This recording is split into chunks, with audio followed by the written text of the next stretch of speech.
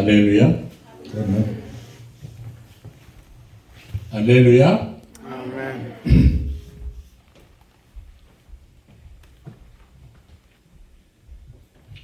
Sans plus tarder, nous allons nous lever avec tout le respect que je vous dois pour écouter la parole de Dieu.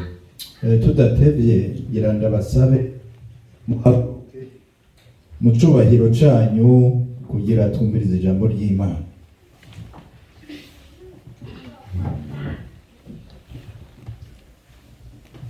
La parole d'aujourd'hui est écrite dans 2 Rois. Ijambo ry'uno munsi ryanditse mu gitabo c'abami ba kabiri, Le chapitre 8 du verset 1 à 6. igice c'umunani kuva ku murongo wa mbere gushika ku murongo wa gatandatu. 2 Rois, Abami ba kabiri, chapitre 8, verset 1 à 6. igice ca munani kuva ku murongo wa mbere gushika ku murongo wa munani. Ndasoma mu izina rya Yesu. Umutwe w'amajambo uravuga ngo umwami akomorera umushunemukazi urugo rwiwe. Kandi Elisa yari yarabariye wa mugore yazurira umwana ati, ehe genda mwene abo mu rugo rwawe urondera aho uhungira inzara, kuko Uhoraho arekuye inzara kandi izomara imyaka 7 mu gihugu. Nuko umugore aragenda agira nk'uwo muntu w'Imana avuze, ajana n'abo mu rugo rwiwe ahungira inzara mu gihugu c'Abafilisitiya amara y'imyaka 7. Iyo myaka 7 iheze, uwo mugore arataha avuye mu gihugu c'Abafilisitiya. Araheza araza atakambira umwami, yitwara ku byerekeye urugo rwiwe n'itongo ryiwe. Kandi uwo mwanya umwami yariko arabonana na Gehazi, wa mukozi wa muntu w'Imana, amubaza ati, ehe mbarira ibintu bikomeye Elisa yakoze byose.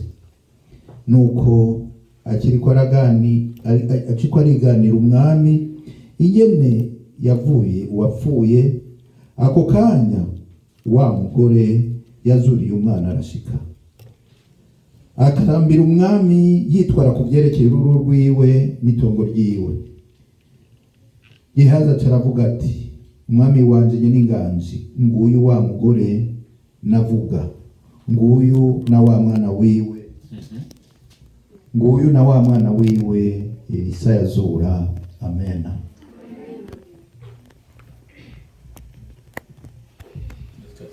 Yeah. Nous allons nous asseoir. Sorry, murambabarira gato. Wa gatandatu sinabusoma. Jusqu'à 6. Oui. Je n'ai pas le verset 6. Nuko umwami abibaza. Yes, ashimwe. Yes, ashimwe. On acclame notre Seigneur. Ok. Nuko umwami abibaza uwo mugore nawe arabimudonde. Umwami acamuha umutware ati, genda umushikirize ibintu vyiwe vyose n'ivyimbuwe mu itongo ryiwe vyose, uhereye ku munsi yahaviriye ugashika n'ubu. Amen. Amen. Amen. Amen. Mais je comprends bien toutes les langues maintenant. Nangwe kumenya indimi zose nanje ubu. Nous allons nous asseoir. Reka twige. Ça, c'est l'œuvre du Saint-Esprit. Iki ni igikorwa ca mwemu w'Imana.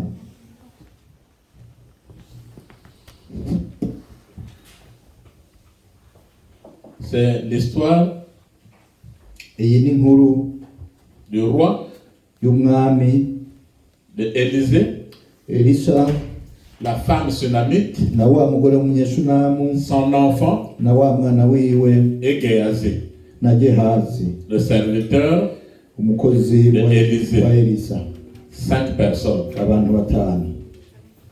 Le thème d'aujourd'hui, je l'ai intitulé Umutwe w'amajambo w'inyisho y'uno munsi witwa Où es-tu, mon avocat? C'est une question. Reka nsigure gato. Ijambo umuavoka mu Kirundi ryitwa umuburanizi, umucamanza. Mu Kinyarwanda cyitwa umunyamategeko. Ego. ariko reka tumwite umurengezi siko kuko muri Bibiliya niko bamuvuga. Rero ninavuga umurengezi akavuga avoka mu byumve kimwe siko. Rero umutwe w'amajambo uvuga ngo umurengezi wanje ari he? Où es-tu mon avocat? Uri he murengezi wanje?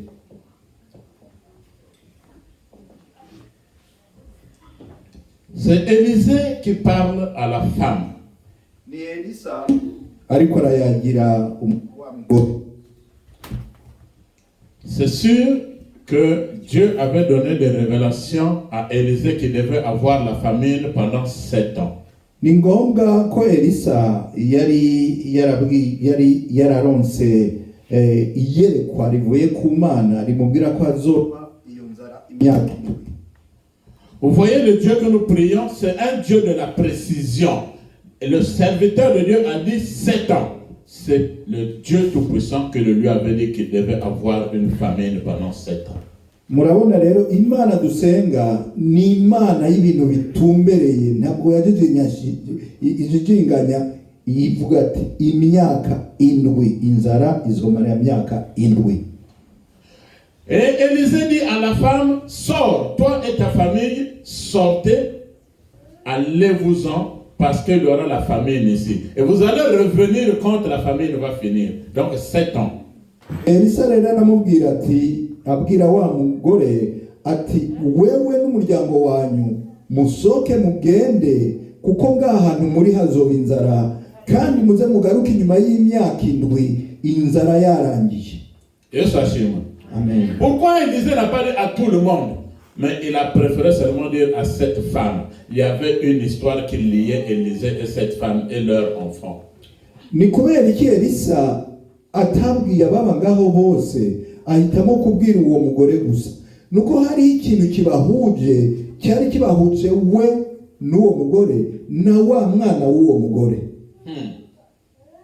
Cette femme, souvenez-vous que c'est celle qui n'avait pas d'enfant. Élisée avait prié pour elle et elle était tombée enceinte. Elle avait fait un garçon au monde. Elle a mis un garçon au monde. Uyu mugore rero mwibuke yuko ari wa mugore yari yarabuze uruvyaro, hanyuma Elisa aramusengera atwara inda abyara umwana w'umuhungu. Et un jour, l'enfant était tombé malade. Igihe kimwe rero wa mwana aragwara, l'enfant était mort. Wa mwana arapfa. Et la femme n'a pas changé de serviteur, elle a toujours couru vers Élisée qui était venu ressusciter l'enfant. Wa mugore ntabwo yahinduye umukozi w'Imana musengera, n'ubundi yasubiye gutumbera Elisa. Elisa aragaruka asengera wa mwana arakira. Cette femme n'avait pas changé de serviteur de Dieu. Uwo mugore ntabwo yahindaguye abakozi b'Imana. C'est le problème que nous avons, nous les chrétiens d'aujourd'hui. Nico kibazo dufise twebwe abakristo buno munsi. C'est-à-dire qu'on prie avec ce pasteur, on change un autre, on voyage, on cherche un autre. On va de serviteur en serviteur. Le problème n'est pas au niveau de pasteur, mais le problème c'est toi. Appelle ton avocat, Jésus-Christ de Nazareth. Abakristo buno munsi duhitamo gusenga none umupasiteri, ejo tugasenga nuriya, twagira urugendo tukaronka uyundi hariya, ariko ikibazo sabo bapasiteri, ikibazo ni wewe, kuko ukwiye guhamagara umurengezi wawe ariwe Yesu Kristo w'i Nazareti. Cette femme donnait la nourriture à Élisée et Géasi à chaque fois qu'il passait par là. Uyu mugore yarafungurira Elisa na Gehazi igihe cyose baca aho aherereye. Jusqu'elle avait fait faire une chambre en haut pour que l'homme de Dieu parte se concentrer, dormir et prier pour les gens. Gushikaho yari yarubakiye icyumba hejuru Elisa na Gehazi kugira igihe barenganye baze kudugayo baruhuke kandi basenga Imana. C'est-à-dire qu'elle était restée fidèle à l'homme de Dieu. Bisigura yuko yagumye igihe cyose atumbereye akora yizeye wa mukozi w'Imana. Si nous lisons dans Ecclésiaste chapitre 11 le verset 1, répète encore. Ecclésiaste chapitre 11 le verset 1, dusomye mu musiguzi igice cya 11 mu murongo wa mbere, la Bible dit que jette le pain sur la surface de l'eau, ijambo ry'Imana rivuga ngo ute umukate ku mazi hejuru y'amazi, et avec le temps tu le retrouveras. kandi inyuma y'igihe uwo mukate uzokugarukira. Le pain, on n'a pas dit jette dans l'eau, mais sur la surface de l'eau. Uwo mukate ntabwo bavuze ngo ute mu mazi mbere, bavuze ngo ute hejuru y'amazi. C'est-à-dire que c'est sur la surface de l'eau, tout le monde voit que c'est un pain qui passe. Ni kuvuga yuko aho hejuru y'amazi niho bose bashobora kubona yuko ari umukate uri kurareremba. Ça veut dire quoi? Que quand vous faites le bien, un bienfait n'est jamais caché. Mu yandi majambo ni ukuvuga yuko iyo ukoze neza nta na rimwe iyo neza yawe izonyegera. Cette femme avait fait du bien à l'homme de Dieu. Uwo mugore yari yakoreye ineza umukozi w'Imana. Et son bien avait produit du fruit. Ya neza yakoze yari yaramye ivyama, yari yararonse imbuto. L'homme de Dieu n'avait jamais oublié cette femme. Wa mukozi w'Imana ntiyigeze yibagira uwo mugore. Et Dieu aussi n'avait jamais oublié cette femme. Kandi n'Imana ntabwo yigeze yibagira uwo mugore. Maintenant, quand la famine devait arriver, rero igihe rero inzara igira ishike, Élisée est allé vers la femme pour la dire, prends-toi ton enfant et ta maison, sortez et vous allez revenir après cette famine de 7 ans. Elisa yagiye kubwira wa mugore ati wewe fata umwana wawe mwe n'urugo rwawe mugende muze mugaruke inzara iheze. 2 Chroniques chapitre 20 le verset 20.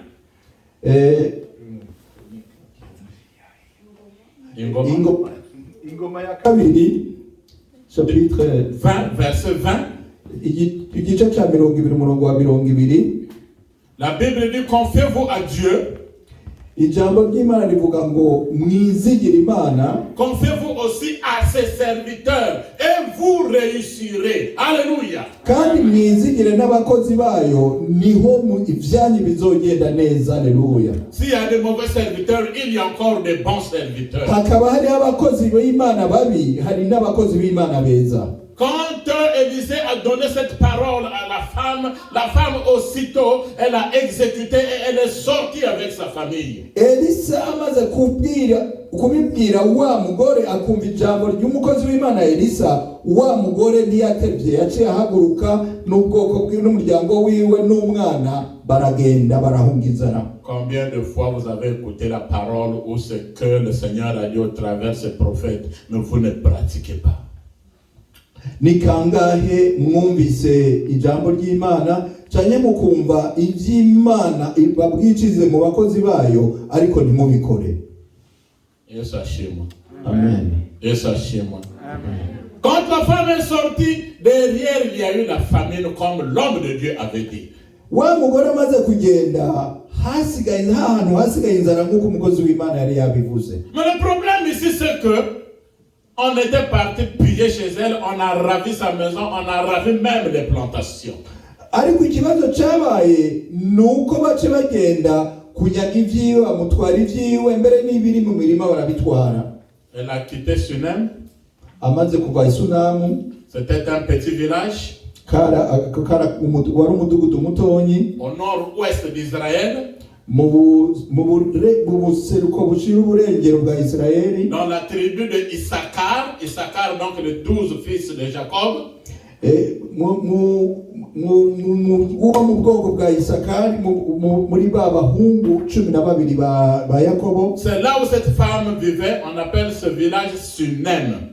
Naho umugore yaba Isunamu. Alors donc les habitants de Sunem, c'est pour cela qu'on les appelle les Sunamites. Alléluia. Ni naco gituma uyu numwe mu babangabo babita abanyasunamu, abanyesunamu. Les 7 ans sont finis. Ya myaka ndwirarangira. La femme revient. Wa mugore aragaruka. Elle vient trouver qu'on avait pris sa maison. Asanga yanzu yiwe barayitwaye. Elle avait trouvé qu'on a pris son champ. Asanga umurima we barawutwaye. Elle prend la direction vers le roi. Ubwo rero caragenda agana umwami. Yesu ashimwe. Amen. Elle va voir un roi. Acha kuraba umwami. Suivez bien. mumurikire neza. Pour la première fois, la Bible dit qu'elle est allée supplier le roi. Nibwo bwa mbere ijambo ry'Imana tubwiye ko yagiye kwinginga umwami À propos de sa maison et de son champ. kubera inzu yiwe n'umurima wiwe. Il a eu échec et elle n'avait pas reçu cela. Ariko yari yananiwe, ubwo bwa mbere yarananiwe, ntiyashoboye kuronka ibyiwe. C'est maintenant l'homme, le serviteur d'Élisée qu'on appelait Géasi.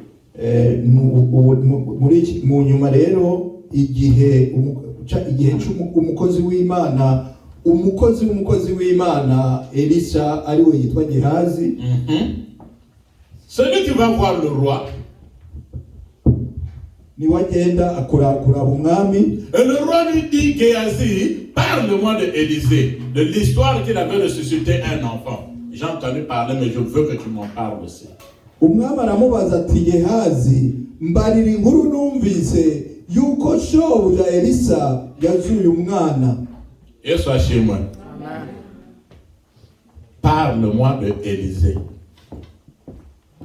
Aramubaza ati, mbanyagira ibya Elisa. Ça aurait été toi et moi. Yaba ari wowe nanje. Parle-moi du pasteur. Mbarira vya pasteur. Oh, c'est un mauvais. C'est un méchant. Surtout que c'était devant un roi. Pour que le roi te donne l'argent. Au lieu de parler du bien des autres, va parler du mal des autres.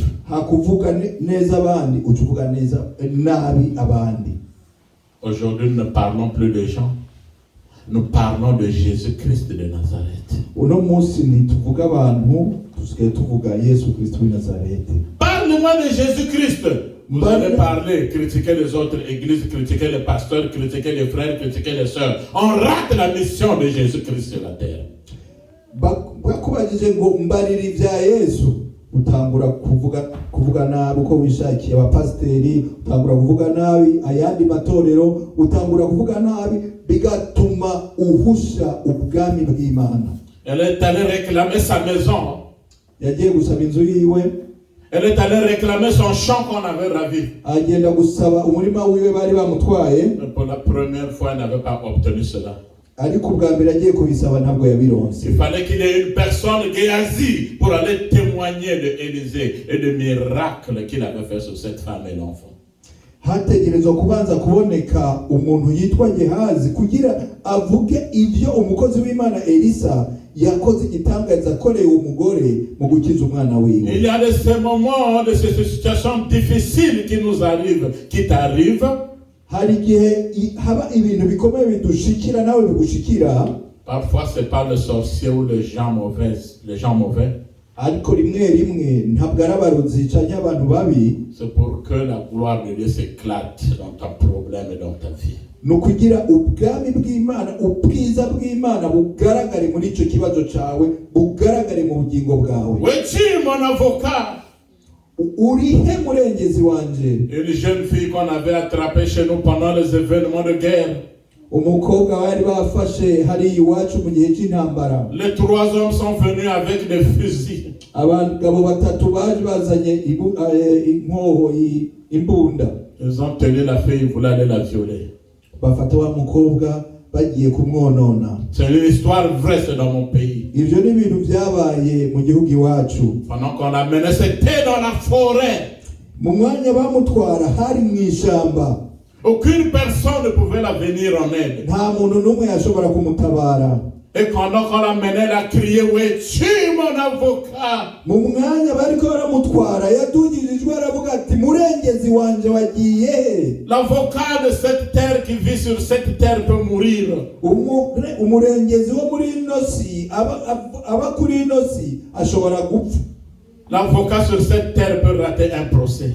Umurengezi waronse muja mu rubanza ari wavoka ashobora no kunanirwa ntatsinde urubanza. L'avocat sur cette terre peut tomber malade. Kandi uwo mwavoka washobora no kugwara. Elle a continué à crier, "Ouais, tue mon avocat!" Akomeza semerera aturi hehe murengezi wanje. L'avocat ici ne peut pas aller dans la forêt. Umurengezi wo ngaha ari we avoka. Mais elle, c'était dans la forêt. Ariko bo bari mwishamba. Aucune personne ne pouvait pouvoir venir en aide. nta muntu n'umwe yashobora kuza kumutabara. Il y a un qui l'a demandé, tu as un avocat? Hari umwe muri ba bandi yamubajije ati mbega urafise avoka? Elle a répondu en pleurant, oui. Aramubwira ariko ararira ati C'est qui? Elle a dit Jésus-Christ de Nazareth. ati ni Yesu Kristo w'i Nazareti. Et quand elle a dit Jésus-Christ de Nazareth, les trois sont tombés avec leurs armes. Ahejeje kuvuga ati ni Yesu w'i Nazareti, b'abagabo batatu bose bikubita hasi n'imbunduki zabo. Ils ont commencé à pleurer. Batangura kurira. Tu es chrétienne? Baramubaza turi umukristo? Oui, je suis chrétien. Ati jewe ndi umukristo. Il y a un qui a sorti sa petite Bible et dit, moi, nous aussi, on était des chrétiens. Mais on s'est trompé de voix. Amen. Hari umwe muri we yatoye yaciye asohora kabibiriya gatonya yari afise, aramubwira ati natwe twari abakristo ariko twarahushije inzira. Et ces trois, on dit, à partir d'aujourd'hui, nous jetons les armes. Nous devons suivre ton avocat, Jésus-Christ de Nazareth. Bandi batatu baca baramubwira ati kuva uno munsi n'izi bunduki turazitaye, reka dusubire dukurikire umurengezi wawe Yesu Kristo w'i Nazareti. Et ces trois rebelles aujourd'hui deviennent des serviteurs de Dieu dans mon pays. Kandi abo bantu batatu abonyesha izo nyeshamba zitatu uno munsi bakorera Imana hariya mu gihugu iwacu. Devant des juges qui sont corrompus de ce pays. Imbere y'abacamanza barya ruswa bo muri iki gihugu. Devant des juges qui donnent raison à celui qui a tort celui qui a raison dans ce monde. Imbere y'abacamanza baha ubutabera wategerezwa guhana bakimu ubutabera wategerezwa gutsinda bo muri ino si. Combien de personnes on a pu ravir même des maisons et des parcelles parce qu'ils n'avaient pas un avocat? Ni abantu bangahe bashobora kuba baratwaye ivyabo bakabatwara amazu kubera abandi batari bafise ubarengera. Surtout en Afrique, là où on sort la veuve et les orphelins parce qu'ils n'ont pas un avocat pour plaider leur cause. Cyane cyane hariya muri Afrika imfuvyi n'umupfakazi bose basohora kuko baba badafise ubarengera ngo baburanire. Le psaume 68, verset 6. Zaburi 68 umurongo wa gatandatu. Psaume 68, verset 6. Zaburi 68 umurongo wa gatandatu. La Bible dit, ijambo ry'Imana riravuga, le père des orphelins, umuvyeyi w'imfuvyi, le défenseur des veuves, ugwanira abapfakazi. c'est le Dieu dans sa demeure. Ni Imana iri mu gihugu cayo. Alléluia. Amen. C'est celui qu'on appelle le juste juge.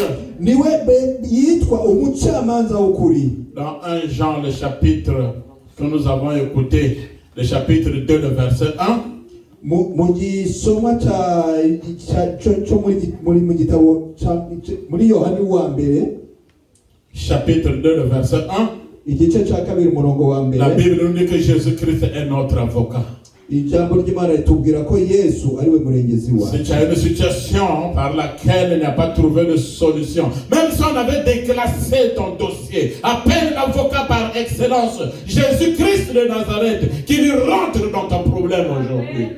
Ni waba ufise ikibazo cyakindi cyakurengeye cyanye wararenganijwe mbere baramaze kuvyubika, hamagara umurengezi wawe Yesu Kristo w'i Nazareti amanuka bikore uno munsi. Car la justice de ce monde, kuko ubucamanza bwo muri ino si, ils ont pris des gens qu'on a emprisonnés sans problème.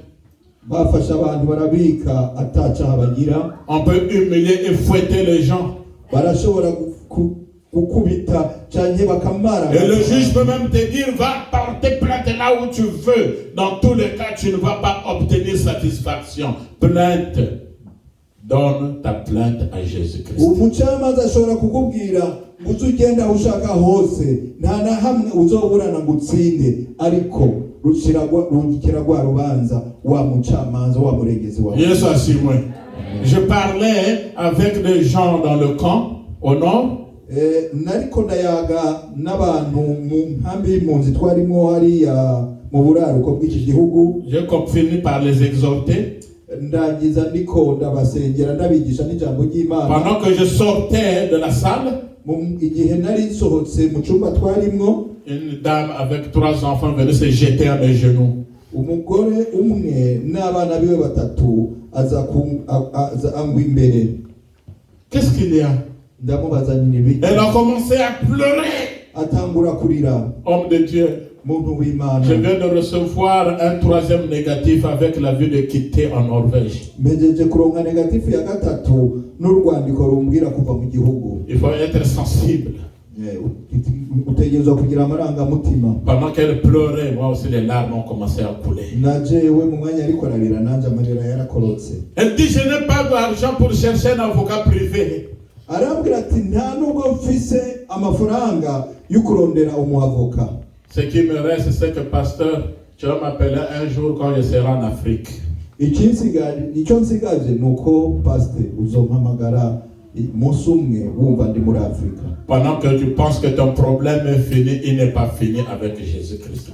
Mu kanya wibaza ko ibyawe byarangiye, ibyawe byoronekaye, ntabwo byarangiye mu maso ya Yesu Kristo. J'ai demandé à cette femme, j'ai dit, assieds-toi. Ndabwira wa mudamu, ndamubwira nti wicare. Il y avait un escalier, elle est restée assise. Hariho ingazi, acaricara ku ngazi. Je lui ai dit, tu n'as pas un avocat privé, mais je te présente un avocat privé aujourd'hui. Ndamubwira nti nta avoka mfise ayo kuburanira, ariko hari avoka rundi yo kurengeragira ndakwereke. Tu n'as pas de l'argent pour payer un avocat, mais je te présente un avocat gratuit. Ntabwo ufise amafaranga yo kwira avoka, ariko ngira ndakuzanire wawe ndashobora kukuburanira kwa gusa. Au lieu que tu payes de l'argent, mais lui, il avait déjà payé le prix à la croix à cause de toi. Ko uriha amafaranga, we yari yahejeje kuriha ku musaraba kubera wewe. J'ai prié pour elle. Ndamusengera. Je lui ai demandé, tu crois? Elle dit, oui, pasteur, je crois. Ndamubaza nti urizera? Arambwira tego ndizera. Elle n'avait plus fait un recours. Ntiyasubiriye no gusubira kuguruza. 2 mois après, je l'entends, elle m'appelle, elle est en train de pleurer. Haheze amezi abiri namwumvise ampamagaye ariko ararira. Papa! Ati papa. Pasteur! Ati pasteur. Moi, je me suis dit, oh, donc la police l'a attrapé. Nanje mu mutima nibaza ni polisi yamufashe. Qu'est-ce qui se passe, ma fille? Ndavuga ni mukobwa wanje habaye iki? Elle dit, ce sont des pleurs de joie. Arambwira ati n'amarira y'umunezero. J'ai eu les papiers. Arambwira ati naronse positif. J'ai eu les papiers. Naronse positif. Jésus-Christ est l'avocat par excellence. Yesu niwe muavoka arengeye abavoka bose. Celui qui m'a donné le papier. Wa undi yampaye positifu. Aujourd'hui, je vous parle, elle est à Oslo. Vous la verrez ici quand on aura la conférence des femmes. Elle viendra témoigner elle-même. Maintenant, elle a la nationalité norvégienne. Yes, aussi.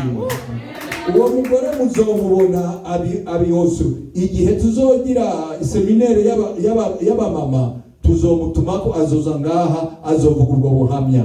C'est le même Jésus-Christ qu'ils sont en train de prêcher aujourd'hui. Uwo niwe Yesu Kristo kandi niwe ndiko ndakwigisha ndakubwira uno munsi. Géasi avait parlé de la femme. Gehazi aramuyagira wa mugore. À un certain moment, ne parlez pas de votre histoire vous-même. Laissez que les gens témoignent à votre place.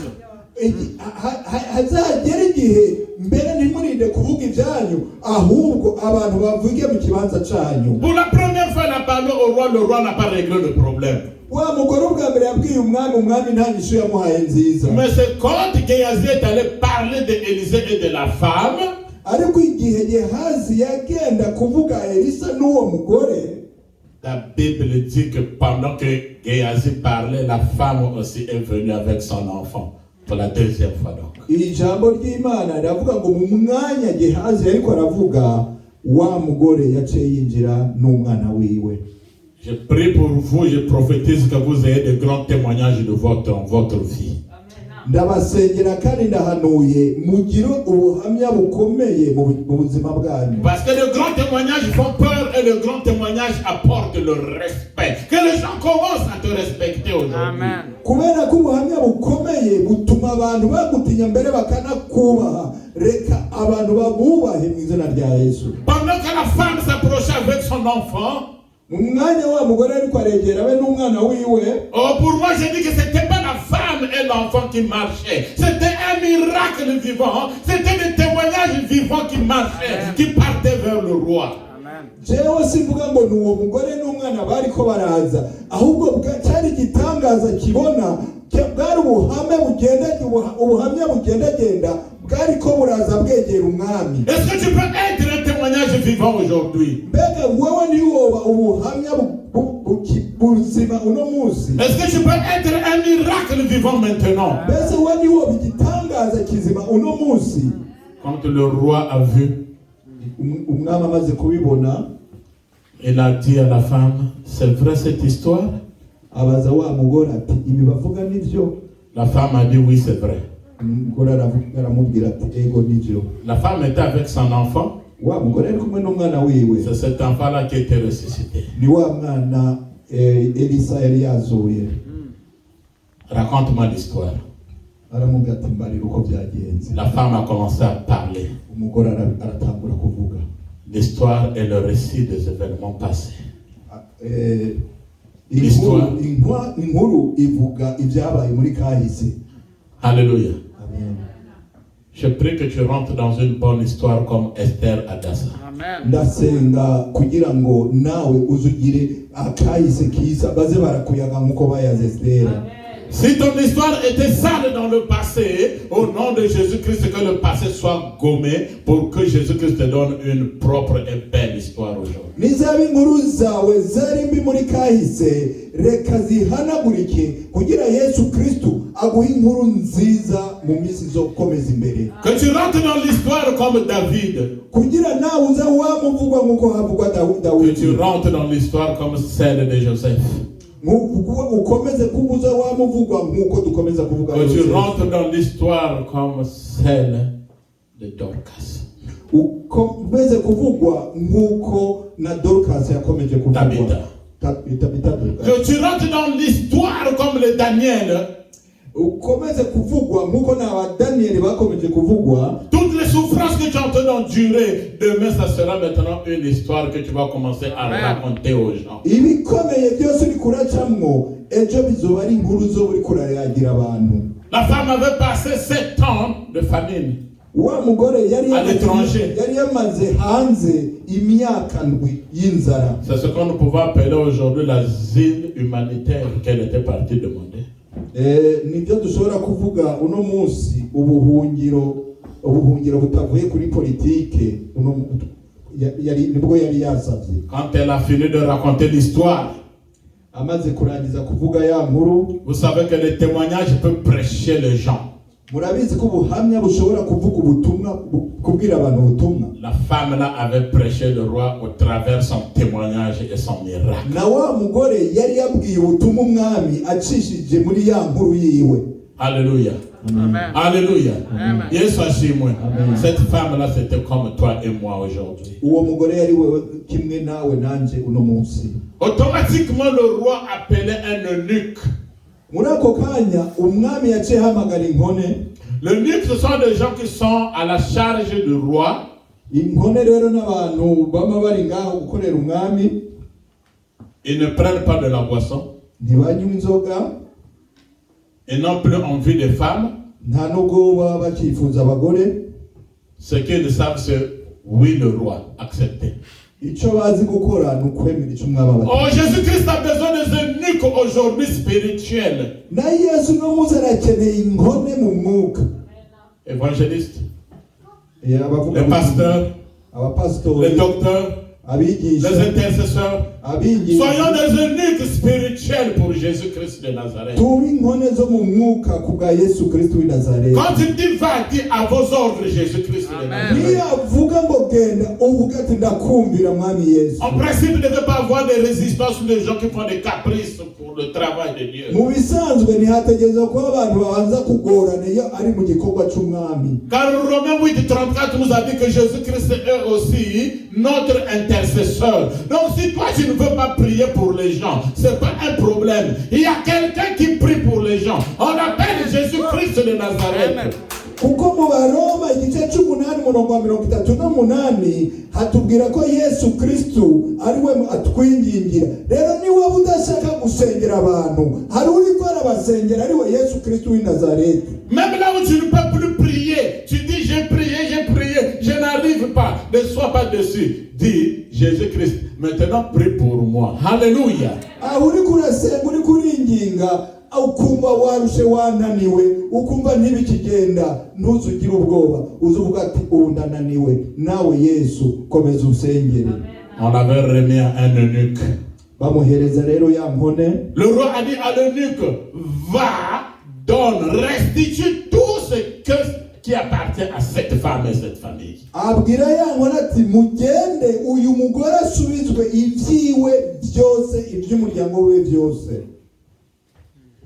N'est-ce pas que Jésus-Christ t'a remis, toi qui es l'eunuque, sa femme, l'épouse. Jésus-Christ de Nazareth, pour que toi, serviteur de Dieu, tu prennes soin de cette épouse.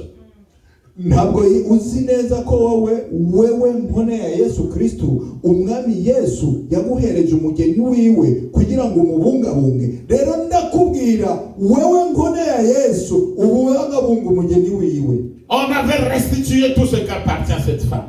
Barasubiza wa mugore rero ibintu byose bari bamunyaze. La maison, inzu, les champs, imirima, et tous ces biens. byose ivyiwe byose batwaye. Je prêche le Dieu de la restitution aujourd'hui. Niko ndavuga umwami asubiza ibyanyazwe uno munsi. Qu'est-ce qu'on t'a ravi qu'on n'arrive pas à te remettre? Qu'on te le remette dès aujourd'hui au nom de Jésus. Bagutwaye ibiki batariko baragusubiza uno munsi, reka babisubize mu izina rya Yesu. S'il te manque la joie, qu'on te remette la joie. Niba bagutwaye umunezero bagusubize umunezero. S'il te manque la paix et l'argent, qu'on te le remette aujourd'hui. Niba ubuze amahoro kubura amafaranga, reka ubisubizwe uno munsi. Orphelin, orpheline, veuve, vous qui me suivez même par voie internet. Orphelin, orpheline et les veuves, vous qui me suivez même par internet.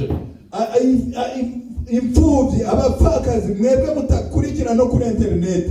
Même si on vous avait ravi la maison, on vous avait donné tort, que ce tort se retourne maintenant en raison. Parce que le juste juge et s'est levé pour régler ta situation.